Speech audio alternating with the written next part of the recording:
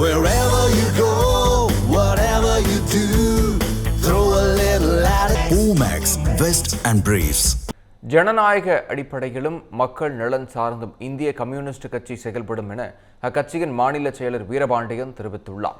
இது தொடர்பாக செய்தியாளர்களிடம் அவர் பேசிய கருத்துக்களை தற்போது பார்க்கலாம். கம்யூனிஸ்ட் கட்சியில் ஒரு தலைவர் சொன்னால் ஏற்பதல்ல. கம்யூனிஸ்ட் கட்சி கூட்டு தலைமை, மேலிருந்து கீழ் வரை கமிட்டி கூடிதான் அரசியல் முடிவுகளை நாங்கள் எடுப்போம். அந்த வகையில் உள்கட்சி ஜனநாயகம் நிலவுகிற கட்சி எங்கள் கட்சி.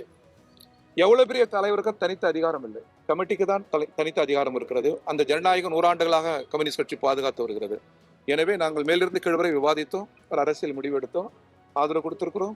ஜனநாயகத்தில் மக்கள் தனித்த அரசியல் கட்சிகளில் கொஞ்சம் அதிக இடங்களை கொடுத்து தனித்த அரசியல் கட்சியாக தெரிவு செய்திருக்கிறார்கள். அவர்களுக்கு 6 இடங்கள் தேவைப்படுகிறது ஆட்சி அமைக்க. அப்படி என்றால் அதை நாங்கள் மக்கள் ஜனநாயகத்துக்கான முன்மொழியாக பார்க்கிறோம். மக்கள் டிவிகேக்கு ஒரு ஜனநாயக முன்மொழிவை செய்திருக்கிறார்கள், நாங்கள் அதை வழிமுறை செய்திருக்கிறோம். ஜனநாயகத்தின் பொருட்டு தான் இந்த நிலை.